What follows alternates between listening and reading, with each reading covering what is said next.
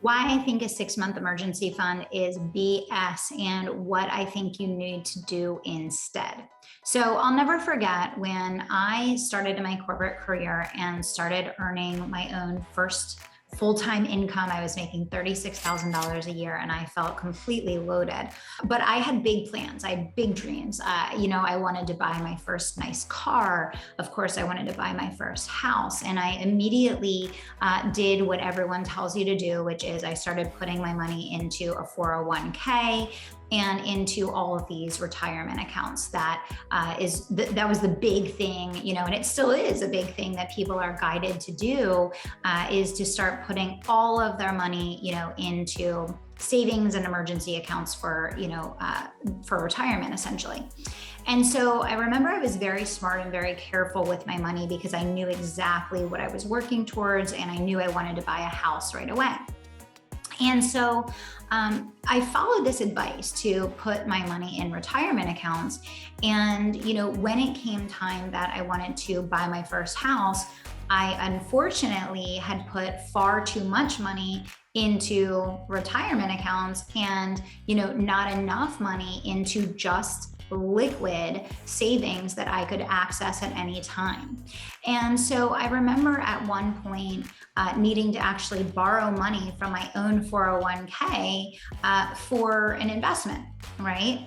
And, this is crazy because this is the kind of advice that I see being perpetuated at all levels in the finance world and even in the entrepreneurial space of take all your money and invest every dollar in assets and invest everything that you have into properties and into this and into crypto and that. And again, this is my opinion. I'm not a financial advisor. I'm not a lawyer. I'm not a CPA. I am a self-made multimillionaire and I do live debt-free and I do live a very, very nice lifestyle. And what I would say is this: you need more than 6 months in liquid available to you at any given time. And you need to be able to access that money penalty-free. And if you put that money in the stock market, in crypto, in retirement accounts, in any one of those instances, if something for real happens in your life, for example, let's say your partner is an executive in a company. It can take an executive up to 18 months to replace their income, to find another spot. And by the way, if a job loss happens during a time where the economy just so happens to be very shaky, good luck, because that's the time where people are obviously laying off, as you see people doing in 2022, okay? So the same thing happens with entrepreneurs, right? They start doing really well in their business. They adjust their expenses all the way up to the level that the business is performing at. They take all their money, they invest everything they have in the houses, the cars, the planes, the boats, the toys, the crypto, the this, the that. And their net worth, the dollars that they actually have available and accessible to them at any given moment, is almost nothing.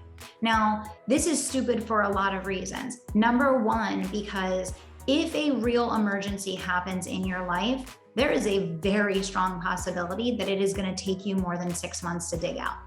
If someone gets ill, for example, a child in your family gets ill and you need to refocus your energy on them, a sick parent, something happens with you and your spouse, if you have a health crisis, there is a very high possibility that you are going to be out of the game for far longer than 6 months. You are going to be dealing with that issue potentially for a year, 2 years, 3 years, 5 years before you are putting yourself back in the space of actually executing full time at the level that you once were when you established the lifestyle that you have.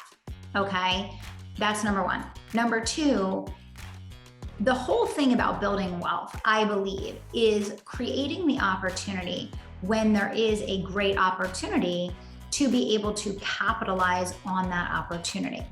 Okay, you want to be in a position that, let's say there is a change in the economy, which we believe is coming. You want to be in a situation where you can go and take advantage of the fact that now people are, wanting to get rid of their beach house because they just had a job loss and they don't want to carry a second mortgage. You want to be able to take advantage of the fact that, you know, the G-Wagon is selling for 200 grand right now, but 6 months from now, people might want to be getting rid of that car payment and they may want to sell it for $150,000. You want to be able to buy cash, right? So I think a big thing, buying businesses, right? Buying any kind of assets, right? When you have cash or I'll just call it liquid. Let's just say liquid because it could be any type of currency. But when you have access to currency that you can put your hands on in an instant without paying penalties, this puts you in a position of personal power. Okay. And so I want you to think much bigger than just how can I survive for 6 months with an emergency fund. I want you to think of building liquidity in your net worth that allows you to capitalize on opportunities in the market when they come about. This could be buying businesses. This could be buying real estate. This could be buying things that you need for your home, your lifestyle, whatever. This could be buying one of the things that's on your dream board. But if you can only do it when it's perfectly planned and so far in advance, you're going to end up always paying top dollar and you're going to waste a ton of money on that same thing that you could have gotten that and something else that matters to you as well.